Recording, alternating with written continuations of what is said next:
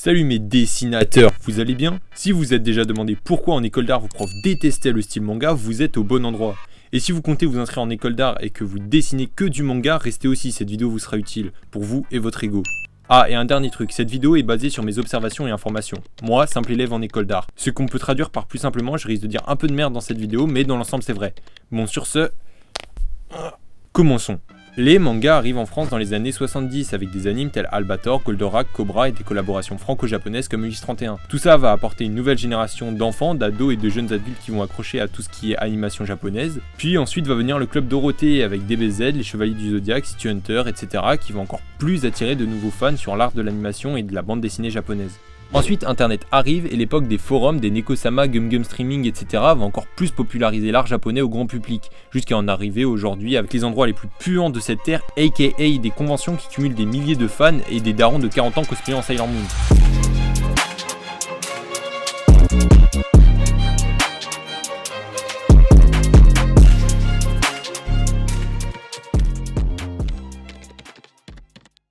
Bref, toute cette longue intro pour vous dire que l'animation et le manga se sont énormément popularisés ces dernières années, permettant ainsi à des milliers de fans de s'intéresser à cet art et au style que celui-ci va utiliser pour dépeindre des univers incroyables et des histoires passionnantes. Ce qui va amener de nouveaux dessinateurs qui vont commencer en recopiant leurs héros préférés sur leurs cours de maths tout français pour petit à petit commencer à s'améliorer dans ce style et comprendre de mieux en mieux les codes de ce média, que sont les animés mangas, et les appliquer dans tous leurs dessins.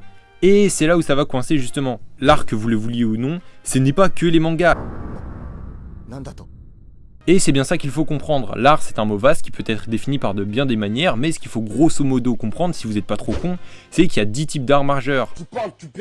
L'architecture, la sculpture, les arts visuels composés notamment du dessin, de la gravure et de la peinture, la musique, la littérature, les arts de scène avec la danse, le théâtre, etc., les arts médiatiques, le cinéma, la bande dessinée et les jeux vidéo multimédia. Le manga fait donc partie d'une de ces 10 catégories et on peut le situer aux côtés de la BD franco-belge, des comics américains, des webtoons et tout ce qui se rapproche de la bande dessinée et de l'art de la narration sur papier. En gros, c'est une forme d'art et d'expression parmi une dizaine, voire une centaine de milliers d'autres.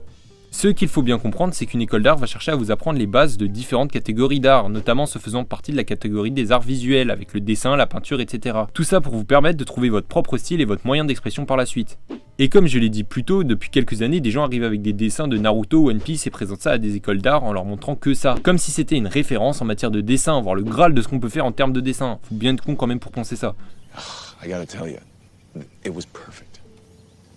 Perfect. Everything. Ce qui nous amène à une saturation du côté des écoles qui ne voient que ça en boucle et en boucle, alors que l'art et même les mangas ne se cantonnent pas qu'à ça. Ce qui va généralement amener à des situations bien gênantes où vous vous retrouvez à présenter un book pour entrer en école d'art, avec du dessin dans un style se rapprochant du manga, voire généralement un style se rapprochant du shonen, généralement, mais ça on va en revenir plus tard. Et vous avez en face de vous un prof qui va vous dire « Non, nous on n'aime pas le style manga, c'est nul point ». Je sais, ça m'est arrivé aussi, et c'est arrivé à plein d'autres personnes. En plus après, t'es là tout con à te demander si ces profs sont vraiment qualifiés pour juger l'art en général, voir s'ils sont pas racistes et ont peur de voir une armée d'obèses déguisés en Naruto envahir l'Europe avec des Rasengan de gras dans la Joconde et dans le Louvre. Non, parce que toi, ton dessin qu'il soit bon ou pas, tu es dégoûté, parce que t'as limite été humilié toi et ton art que tu travailles depuis des années. Alors maintenant la question qu'on peut se poser c'est pourquoi? C'est vrai ça. Pourquoi en soi le fait que tu ne pratiques que ce style-là, et qui est sûrement le plus populaire en ce moment, et reconnu dans le monde entier, a été rejeté voire insulté par un big random dans une école d'art? Ce qu'il faut comprendre, c'est que le monde de l'art ne rejette absolument pas le manga et tout ce qu'il en découle, même si tu peux tomber sur certaines personnes qui sont coincées et qui aiment pas du tout ça. Bref, en général, le monde de l'art valide le manga, la preuve avec les nombreuses collaborations du lourd avec des auteurs de manga comme Araki et Hirosawa, etc. Si on reste sur Araki par exemple, il a aussi collaboré avec le monde de la mode, notamment avec Gucci, c'est quand même pas rien.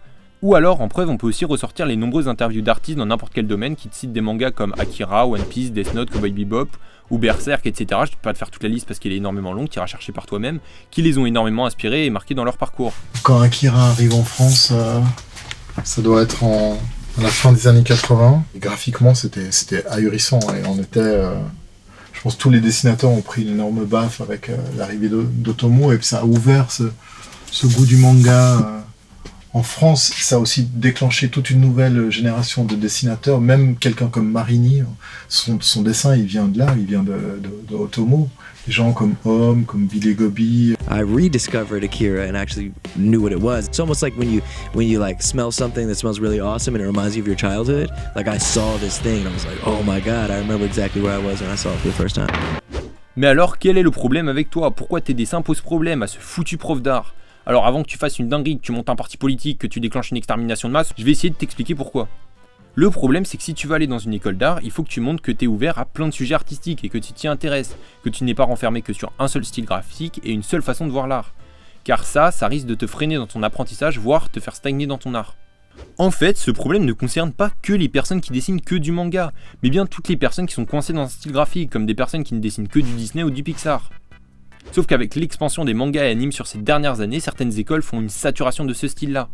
De plus, le style manga, en fait, ça veut tout et rien dire, hein, parce que ce que les écoles d'art et les gens qui ne s'y connaissent pas vraiment qualifient de style manga, c'est généralement un style qui se rapproche plus des shonen les plus connus, parce qu'en vrai, c'est ce qui est généralement le plus proposé et le plus dessiné par de nombreuses personnes, car c'est ce qui est le plus populaire et le plus mis en avant. Mais si vous vous intéressez un minimum au monde du manga et à la japanimation, vous savez très bien qu'il existe un millier de styles différents et que chaque artiste a son propre style. Il suffit de voir des animés comme Ping Pong ou Devilman Crybaby pour ne citer que eux, pour voir que chaque artiste a sa propre vision de la chose, car il a une approche différente de l'art et a un parcours différent, ainsi que les influences propres à lui, ce qui va lui amener à son style et à sa vision des choses.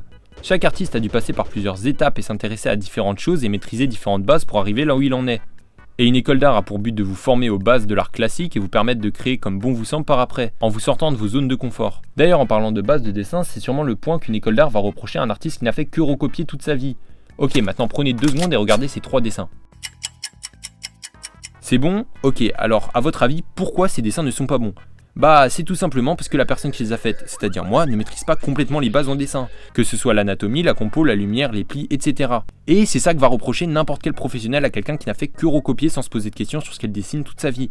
Recopier, c'est bien, mais ne pas se poser de questions, etc., ça risque de vous bloquer dans votre progression. Les 3/4 de vos mangaka préférés, si on leur demande de vous faire un portrait par exemple, bah ils sauront très bien vous le faire sans problème, car comme tous les dessinateurs, ils sont passés par des étapes d'apprentissage qui leur ont permis d'apprendre toutes ces bases. Et c'est ça qu'une école d'art va essayer de vous apprendre. Bon, ce sera surtout des bases européennes, si on part du principe que vous m'écoutez pas depuis l'Ouzbékistan, logiquement vous devriez être dans une école d'art en Europe.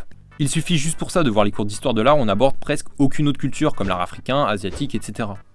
Bon, pour conclure, si vous voulez intégrer une école d'art ou tout simplement vous améliorer de plus en plus en dessin, essayez de vous intéresser à de nouvelles techniques. Aux bases de dessin, expérimentez un maximum des choses et que vous ne connaissez pas, ça ne vous sera que bénéfique, que ce soit sur papier ou dans un book, ou juste dans votre apprentissage. Bref, dessinez, amusez-vous, faites du sport et moi je vous dis à la prochaine. Tchuss. Ferme les yeux, mets-toi dans l'ambiance, j'ai que tu kiffes. Ne fais pas semblant, let's go. Je prends les devants, la musique, ça y est, je suis dedans. Mais tu manques, mais j'ai pas ton temps.